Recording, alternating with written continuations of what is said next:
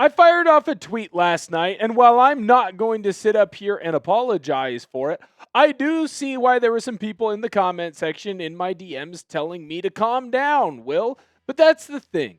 We are fans of the Seattle Seahawks, which means we are fanatical. We are going to overreact from time to time. And when I learned that Rasheed Shahid, just like everyone else learned when Adam Schefter put that tweet out, was nowhere near a deal with Seattle and was going to test the free agent market, I fired this guy off because I was nervous. I was worried and still am slightly that the Seahawks are not going to be in a good position in free agency. Now, to be fair, I was a prisoner of the moment. And in that moment, I was telling myself, the moment was telling me that it was going to be all doom and gloom for the Seattle Seahawks. Remember, I had just heard on Seattle Sports, this coming to us from ESPN's Jeremy Fowler, that the Seahawks might just let all these players walk away for comp picks. This is what Fowler said.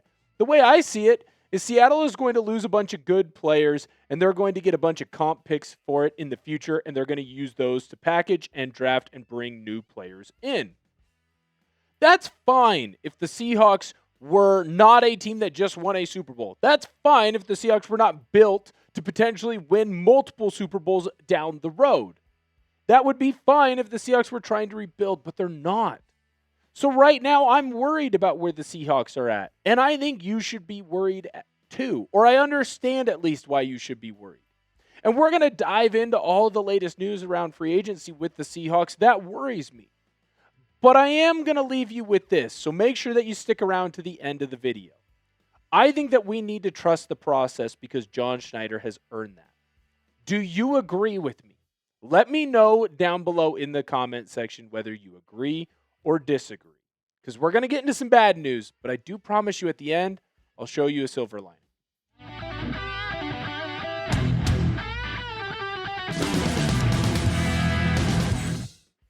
This is Seahawks Today. I am your host, Will Ortner, and make sure that you go in and smash that subscribe button. NFL free agency is right around the corner, and we're going to have you covered for all of it here. Now, John Schneider had this to say about the Seahawks roster going into the 2026 NFL offseason, and he made it sound like he wanted to run it back. Obviously want to have everybody back. When you get it done with something special like that, you're like, yeah, let's run it back. Let's run it back. You know, it's going to be an interesting process. It's going to be a challenge to figure this year's puzzle out. It's a really cool team, and they're all special people. We're going to try and retain as many of those guys as possible as long as we can keep that collective 70 together. So there were 6 key free agents for the Seattle Seahawks. And it's clear that Schneider wants to bring them back to fit into the puzzle pieces of what would end up being a great team again. So how are the Seahawks doing when it comes to those key free agents? We're going to start first with running back Kenneth Walker, and I think it's important to note why he's number 1 because, well, he just won the Super Bowl MVP. He was someone that the Seahawks kind of had a focus on, right? Seattle wanted to bring in a run-first style of an offense and use a two-headed running back system. So obviously, Kenneth Walker was not going to be the number 1 running back in that system, but he was going to be a very important piece in this team and for this team. And he did a great job of it. And then when Charbonnet got hurt, he really took over leadership of that role and was a major reason why the Seahawks ended up winning that Super Bowl. But is Kenneth Walker going to be worth the amount of money that he's going to command in free agency? When you look at the totality of his career so far, I would say that Kenneth Walker is a very good running back in the National Football League. I would not say that Kenneth Walker is a top 5 running back in the NFL. Could he be potentially? Maybe, but I kind of feel like after 4 years, you know what he's going to be for his entire career. So should the Seahawks pay Kenneth Walker what it is rumored he is going to earn? Before we continue on with the rest of today's video, here's what I've been trading on over at Poly Market. During Seattle's playoff run, Poly Market had Seattle as a 75% chance to get a win over San Francisco. I thought that the value here was sneaky good. Seattle had just beaten San Francisco, and Seattle seemed like the hot team during that postseason run. So for those reasons, I came in and I took Seattle at 75% chance to win this game. $100 wins you 33 if Seattle took the dub. Plus, with Polymarket, you can trade in and out of momentum shifts without getting blocked or penalized. With in-game trading, once the Seahawks got up, I could either ride it all the way out or I could sell early. For example, if you buy at 75% and then you sell at just 90%, you can snag yourself a cool $20 payout, which is awesome, obviously. You can't do this with traditional sportsbooks, so get started today. Polymarket is legal in all 50 states. Download the app now and get to the top of the waiting list. The only way to do that is by clicking my link in the description and comments. Right now, Kenneth Walker is rumored to be going to get a contract somewhere between $12 million and $16 million. I'm not comfortable paying that rate. To me, that is too expensive for Kenneth Walker. In fact, I believe it's too expensive for any running back, even some of the guys who are at the top end, whether you're talking about Christian McCaffrey or Saquon Barkley or potentially a Bijan Robinson who's coming up later down the road. I just don't think that running back is a position that you should be paying a ton of money towards and wasting some of your cap space there. So I don't know that I would pay Kenneth Walker. I kind of get why the Seahawks don't want to pay Kenneth Walker. Next is wide receiver Rasheed Shaheed. Now, obviously, he's the one that kind of got everything started when it came to this idea for a video. Because Rasheed Shahid, he was someone that made it very clear he wanted to return to Seattle. He has quotes saying he wants to be in Seattle. And then Adam Schefter last night really shocked us when he said the Rasheed Shahid and the Seahawks are not close to getting an extension done. Kind of would have felt like Seattle, who made a big trade to go and get Shahid, that they would want to make sure that they kept him in Seattle. Now, when you look at the career stats for a guy like Rasheed Shahid, they're good for the most part, but it's clear that he's not a number one wide receiver. But with what he's able to do when it comes to the special teams unit, he's clearly a very important piece. And I also feel like both New Orleans and Seattle hasn't necessarily done a great job of maximizing the skill set of Shahid. It felt like, especially in Seattle, that Darnold and Shahid were just a step off of each other, a step behind. And if they could have been, playing with each other for a little bit longer, or they could have been teammates to build up that chemistry, you'd be able to see a little bit more success with that crew. And so I definitely want Rasheed Shahid. But then I started hearing rumors that Shahid's going to be valued at somewhere right around $18 million for his next contract. That seems, to me, to be a bit aggressive. I don't know that I am willing to go out and spend that type of money on a guy like Rasheed Shahid. Now, if he was going to be the number one option, if he was going to be the number one wide receiver for the Seahawks, well then, yeah, sure, I would definitely consider that, but that's not what he's going to be. He's always going to be a 2 or potentially a 3, depending on what team he signs with. I don't know that 18 is worth that price. What is your one-word reaction so far on all of the Seahawks free agency news? Let me know down below in the comment section. I'll tell you right now, mine is nervous. I'm feeling nervous about where the Seahawks are at. I don't know what the plan is quite yet. I'm trying to figure it out. I still feel like Schneider is waiting in the grass. He's got a plan. I just can't see it yet. And that makes me a little scared.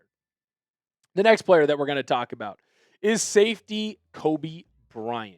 And now Coby Bryant, I believe, is maybe the most fascinating of all of the free agents with the Seattle Seahawks, and that's because of the position that he plays. Now, when we look at Coby, obviously he came in working more in the slot, more of a cornerback, has transitioned over to safety, and actually has had a lot of success at safety, and was a major point in the Seahawks being able to come out and be so successful on the defensive side of the football. But when you look at who his backup is, and that would be Ty Okata, a man who the Seahawks have already re-signed and are going to bring back next year, you might realize that the numbers, well, they're not all that different. Ty Okata had a very good year last year, went from a player that was a liability out on the field to being one of the better defensive players for this squad, as well as what he was doing on special teams. In fact, I would tell you right now, I don't know if a single player had more growth last season, then one Ty Okata. And I am very comfortable with Okata being a starting safety for the Seattle Seahawks. He's great at making tackles. He makes big plays. While he might not be quite the ball hawking player that Coby Bryant is, I think he's a better tackler. And so I'm actually going to be okay with the Seahawks moving on from Coby Bryant because, well, I feel like we're going to get 95, 96% of the production from Okata that we would get from Coby Bryant, and we're going to get him at a much cheaper price. If we get him at a much cheaper price, well, then the Seahawks can use that money to allocate funds somewhere else. So all of a sudden, we've now got three guys that I actually kind of agree with what the Seahawks are doing. We're going to dive into the next three guys in just a moment, but I got to let you know about this sweet Seahawks Today shirt. Only $24.99. Go grab yours today. We've got the navy as well as the black, so make sure that you go pick one of those up today as fast as you possibly can. Super cool. We are rapidly approaching St. Patrick's Day. You don't have a whole lot of time. Make sure that you go get your Seattle Drinking Team t-shirt now. We got the green as well as the navy. Super affordable as well there. And of course, you know I love hats. You never see me without one. Go grab a beer drinking hat now. It's a hat. It says beers. What more could you want? Only $24.99. The thing is sweet. Plus, it's a trucker hat, so it's really fitting in with the style nowadays. If you want any of that merch, we're going to have the link in the comment section and description of today's video. All you got to do, you click that link. It'll take you right where you need to go. Back to the meat and potatoes of today's video, and we're going to dive into Edge Boye Mafe because he's another key free agent for this Seahawks team. And I right now find him the most fascinating case because it feels like most Seahawk fans understand that he is not going to be returning to Seattle. When you look at his career stats, obviously that 23 and 24 season, Mafe had a lot of success. He was also getting a lot more run because Uchenna Nwosu was hurt. And so because Nwosu was hurt, he got to start more, and you saw a lot more success on the field from Mafe. Now, Mafe is still one of those guys who does really well in the nerd stats, a.k.a. pressure rate, QB hits. He does a fantastic job in pass rush win rate. So there's clearly a market for him. A lot of teams feel like Seattle was underutilizing him. It's important to note that the Seahawks basically had a deal set in place with the Kansas City Chiefs, and they almost ended up trading Boye Mafe at the deadline. So this is someone that the Seahawks are clearly okay with moving on from. He's going to get paid a little bit higher than he probably should, not because of the production that he's had on the field, but because other teams believe that he is being used incorrectly in Seattle. And so, hey, it kind of makes sense. I'd rather start focusing that money either on someone who has already shown the success level on the field that could replace Mafe in free agency, or potentially go for a big trade for an edge rusher. Next, we're going to dive in the cornerback position because we're going to rapid fire through a couple different corners. First, we're going to start with the great Riq Woolen, and he might be the most fascinating case of all of the Seahawks. He is a player that is very good, very talented at what he does, but you can see as each year moves on, his stat line kind of goes down and down and down. And I removed his rookie year from this equation in this graphic because it is such a drastic outlier to what he has more so been in 23, 24, and 25. I believe that that's what Riq Woolen will be throughout his career. These are more indicative stats. So he's a guy who does all right in tackling, not the most physical player of all time, but I will say he makes up for that lack of physicality with an ability to make sure that the ball is not caught around him. And he does a great job at being a ball hawking corner. But Riq Woolen's going to get offered a lot of money. He is a great corner for a press man team or for a man coverage team, which the Seattle Seahawks are not. So, of course, unfortunately, you didn't get to see Riq at the peak of his powers. I also believe that Riq Woolen is going to be offered a ton of money, and I don't know that the Seahawks want to allocate that amount of funds to your number 2 corner.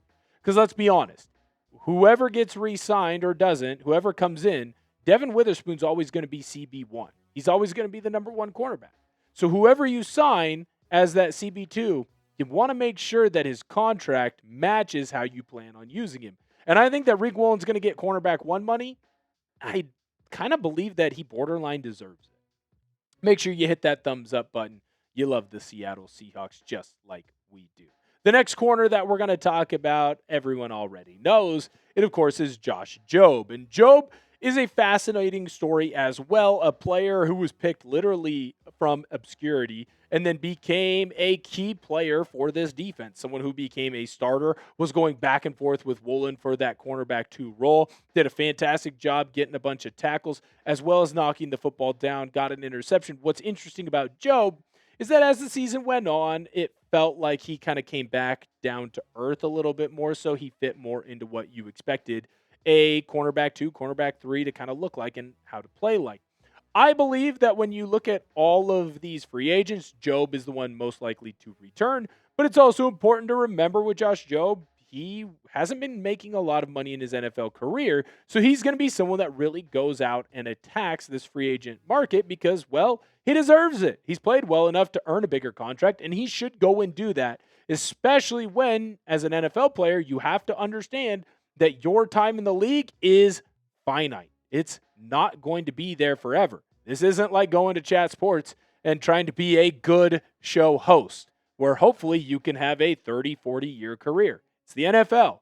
If you make it for 3, you've beat the NFL average. So let's go back and look at all the key free agents for the Seahawks. It's Kenneth Walker, who we believe is going to make too much money. It's Rasheed Shahid, who we believe is going to make more money than the Seahawks are comfortable paying for him. I should say the same thing about Kenneth Walker. That's not fair. You're worth whatever a team is willing to pay you, and Kenneth Walker's worth whatever his contract is.